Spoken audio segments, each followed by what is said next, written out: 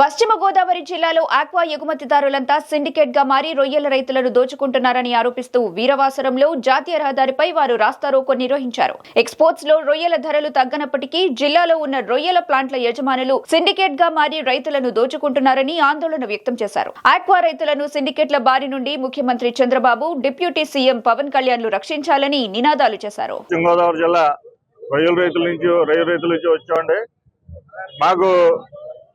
గత 3 రోజుల నుంచి 100 కౌంట్ నుంచి బేసిక్ చూసుకుంటే రోజుకి 10 రూపాయల కాడికి 40 రూపాయలు తగ్గించేశారు.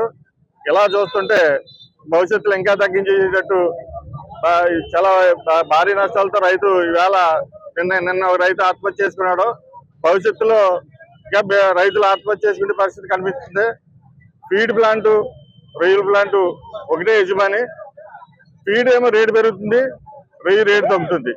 ఇది సిండికేట్ గా వీళ్ళందరూ ఏర్పడి కావాలని రేట్లు ఎక్స్పోర్ట్ రేట్ ఉన్నా సరే కావాలని తగ్గించి రైతులను ఇబ్బంది పెట్టడం, సరుకు ఎక్కువ ఎత్తే తగ్గించేయడం ఇది పద్ధతి కాదు.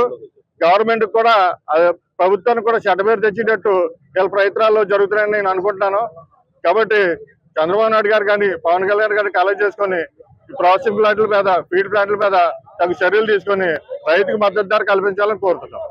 రొయ్యలు రైతులందరూ కలిసి వీరవాసరం మండలంలో రోడ్డెక్కే పరిస్థితి ఈ జిల్లాలో ఉన్నటువంటి ఎక్స్పోర్ట్స్ అందరూ కూడా తీసుకొచ్చినటువంటి పరిస్థితి మనం గమనించాలి. ఏదైతే ప్రభుత్వం వచ్చిన తర్వాత వాళ్ళు కొన్ని రేట్లని పురమాయించి ఫిక్స్డ్ చేసి ఆ ప్రకారం చేయమని చెప్పి ఖరీదులు చేయాలని ఆంక్షలు పెట్టినప్పటికీ ఈ సిండికేట్ వ్యవస్థ అంతా కలిసి రైతులకి తీవ్రమైనటువంటి అన్యాయం చేస్తున్నటువంటి పరిస్థితి మనం చూస్తున్నాం. ఈ రోజున మరి అధ్యక్షులు చెప్పినట్లుగా ఫీడు కొనే ఆయనే రొయ్యలు కొంటున్నాడు. 2500 రూపాయలు 25 కేజీల బస్తాను పెట్టిన తర్వాత కేజీ మాకు ఇక్కడికి వచ్చేసరికి 3-4 రోజుల్లో 40 రూపాయల రేటు తగ్గించిన పరిస్థితి. మరి దీనికి తీవ్రమైనటువంటి నష్టం జరుగుతుంది రైతులకి. మేమేమంటామంటే ప్రభుత్వం దీంట్లో స్పందించాలి.